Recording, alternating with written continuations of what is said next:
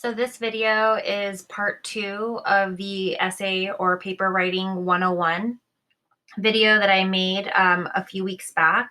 That other video, we talked about the introduction and formatting and basically how to start your paper. This video is going to talk about your body of your paper and conclusion.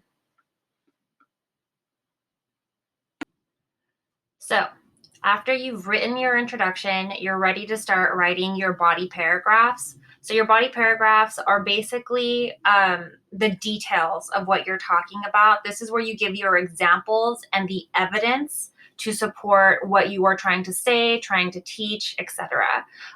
Remember, everything you write in your body paragraph needs to directly support your thesis. Are you staying on track? Are you staying on point? And they can be written in a variety of different ways. I'm just going to show you one very basic way. So if you're unsure of how to do it, just follow this formula and you will be just fine. They can be written in single paragraphs for main point, or if you have a bunch of subpoints, they can be multiple paragraphs. I generally recommend writing different paragraphs per subpoint to make sure that you're not writing unnecessarily long single paragraphs. And again, remember that the order you introduce each main point in your introduction should be the same order you write in your body paragraph. So every body paragraph generally more or less has these 4 basic components. You'll have your topic sentence or sentences. It could be like a lot of introduction to your topic. And then you would insert your evidence. This is generally the paraphrased or quoted information. Then you would include your analysis. The evidence and analysis go hand in hand. And then at the very end of your paragraph, you want to give a nice wrap up or a transition sentence. And then notice this little asterisk of the analysis. It's not uncommon for these 2 things to serve both purposes. So if you write an analysis of your evidence, that could also probably serve as your wrap up and transition, depending on how you phrase it. Okay, so let's look at some topic sentences. The topic sentence, the function of a topic sentence is to introduce what the main point is in that paragraph, right? Every paragraph should only focus on one topic. If you start talking about different things, that's an indication that you need to start a new paragraph. So here are some suggestions. Make a specific statement that quickly introduces the topic of your paragraph. And then you want to set up your evidence. You don't want to just insert the evidence. So use those topic sentences to set up that evidence, sort of like introduce what they're going to say. And then usually this part of your body paragraphs would be about 1 to 3 sentences. Okay, so once you've set up your paragraph, you've talked about what it is, what the main point is, then you need to insert your evidence. So this is how you prove what you're trying to say or give supporting details for what you are trying to say. So when you're thinking about whether you should quote or paraphrase, a recommendation would be to make sure that you're only quoting an author's work if you feel like their wording is important to the overall understanding of the information. If you feel like you really can't say what they are saying any better, then by all means, please quote. Just to be careful, you should not have more quotes in your paper than your own words. Okay, so keep it to a minimum. When you should paraphrase is typically when you have hard facts like dates and data, basic information, not really opinion-based. That's when you just want to paraphrase. You still need to cite this information, but you don't necessarily need to quote it. Also, if you are trying to put information that is much too large, again, like if you're having half a page of quotes, you're doing it wrong, right? So if there's a lot of information you want to include from somebody else, you can just summarize it or paraphrase it, but be careful. Make sure when you paraphrase, you are changing 90% of the words used. It needs to be majority your words, and you do have to cite it. So here are some other rules for quoting. Always introduce your quote. Don't just insert the quote, right? So here's an example of the wrong way to quote. It just starts with the quote right here. I never let the memory of something painful prevent me from trying something new. There's no context. It's just a dropped in inserted quote. Please don't do that. The right way to quote is you have to introduce your quote. So here's the introduction. One example of Trevor's resiliency is when he stated that he, and then the quote.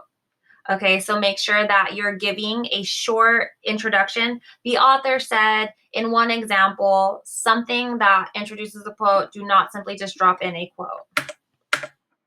Okay, make sure that you are using quotation marks at the beginning and end of the quote. If your quote ends in a period, close the quotation first, then include the page number or citation in the parentheses, and then put the period at the end of that.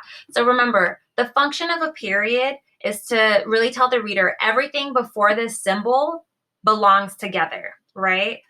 So if you look at here, if the period goes on the outside, that means this citation belongs to this quote. So if the period was here, inside the quotation, everything after that would sort of belong to the new sentence, and that would be incorrect. However, if your quote ends with an exclamation mark or a question mark, you still want to include that in there, but you still need to put a period on the outside of that to show the connection of information, right? All these things go together. And then it gets really complicated. If you're quoting a quote within a quote, you would use these double quotation marks on the outside, right? So the very beginning and the very end will have these double quotation marks.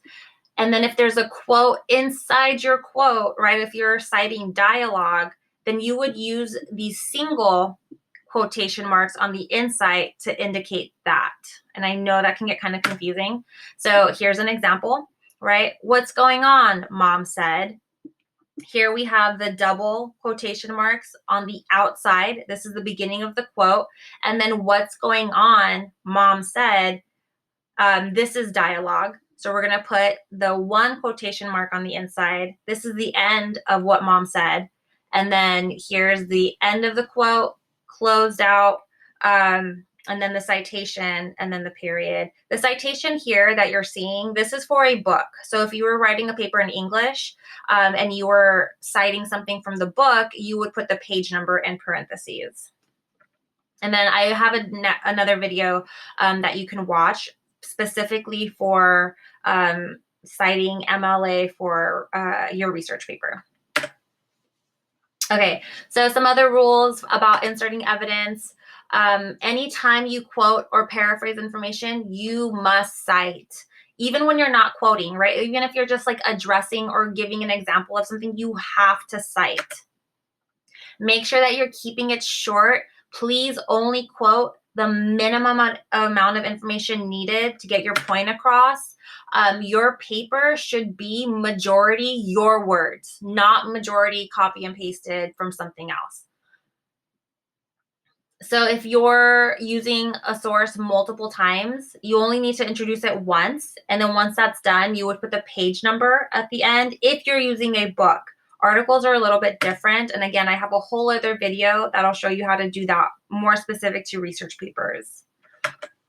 I couldn't possibly do a whole video on all of the rules for quotations.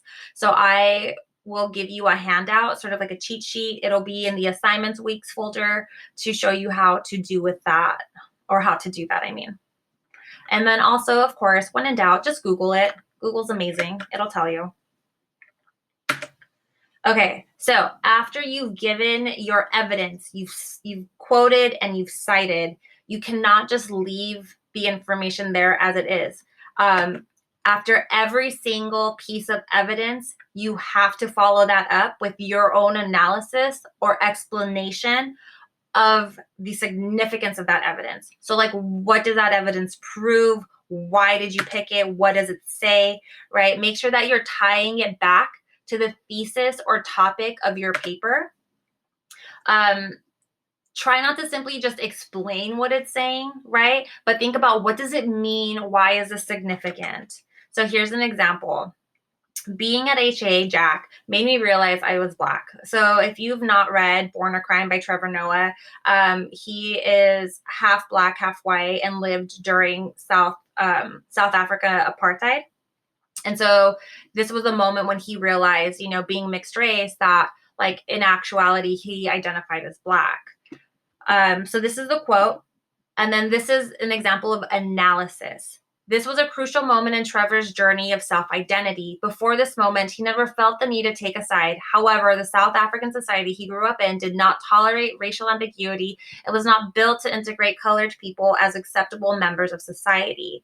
So I didn't just explain, right, what this quote said. This analyzed the significance of this quote, right? So give your evidence, but then you must follow that up with some sort of explanation or analysis of that evidence.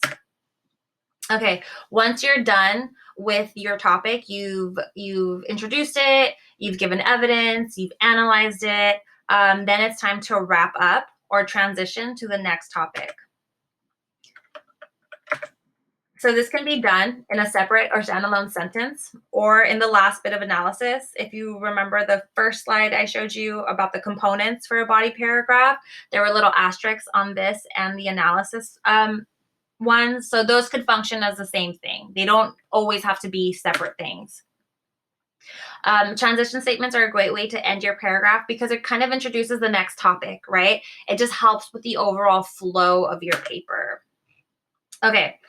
Once you've finished your body paragraph, I recommend going back to your outline and making sure that you talked about the things that you wanted to talk about, right? You made this outline sort of as a map to your paper. So if your main point one was this, right, the topic for the body section, and then I only talked about Tupac, well, I know now I have 2 other paragraphs I can write that would cover NWA or Talib Kweli and Mos Def.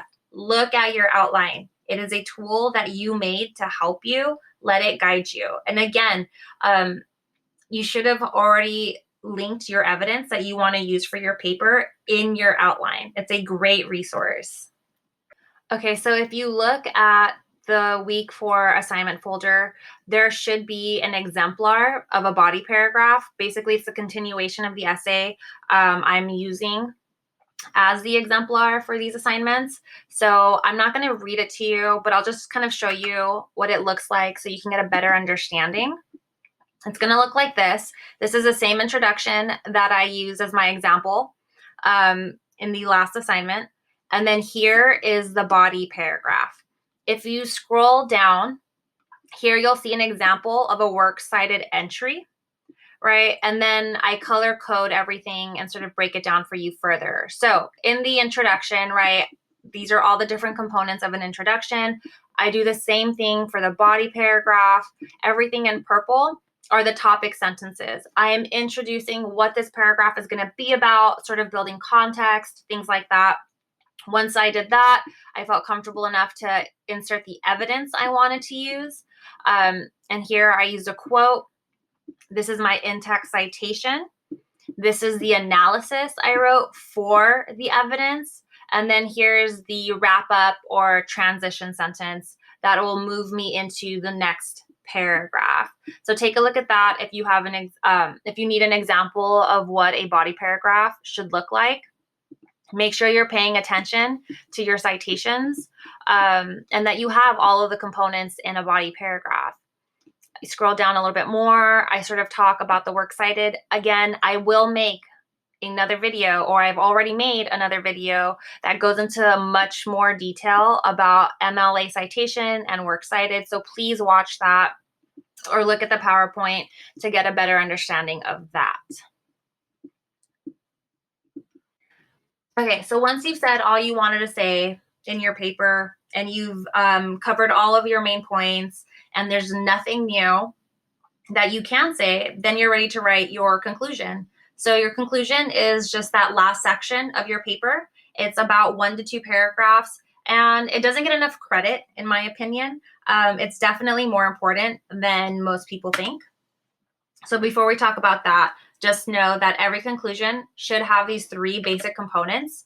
A restated thesis. Again, that the thesis of your paper is the point you are making the entire time, right? So you need to restate that in your conclusion. You need to summarize the main points that you talked about in your paper. And then you want to end with a thoughtful closing statement, something that really drives home the point of your paper. So in my opinion, and this is just my opinion, I really do feel like the conclusion has the ability to make or break your paper. If your grade is right on the edge of either like an A or a B, or a B or a C, having a strong ending can really push it up to that next grade level.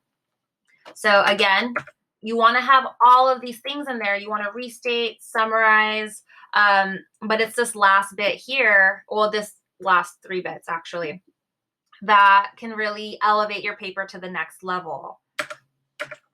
So a conclusion is purposefully redundant, right? You are not giving any new information, no new pieces of evidence, no new quotations in your conclusion. Everything in your conclusion you should have already said in the body of your paper. However, this is the chance for you to provide new insight, some sort of like the overall significance of your topic. Maybe now that your reader has all the information that you presented, right? This is where you sort of talk about, well, why is this all significant? Why are you talking about it? That's the kind of stuff you want to put in your conclusion. This leaves the reader thinking about your topic, or maybe seeing it in a way that they hadn't seen it before. The conclusion is a great way to do that. So don't forget, last chance to make an impression on your reader. Again, if your grade is right on the edge of an A or B or a B or a C, the conclusion is the thing that's really going to help bump it up. Okay, so that's all I have for this video. So we talked about the body paragraphs, we talked about conclusions. Please watch the video on the Works Cited page. This PowerPoint, including the Works Cited PowerPoint, will be in this week's assignment folder. And if you have any questions, I'm always available. Email me, text me, whatever you have to do to get in contact with me. I want to help you write really good papers. So I hope to hear from you soon.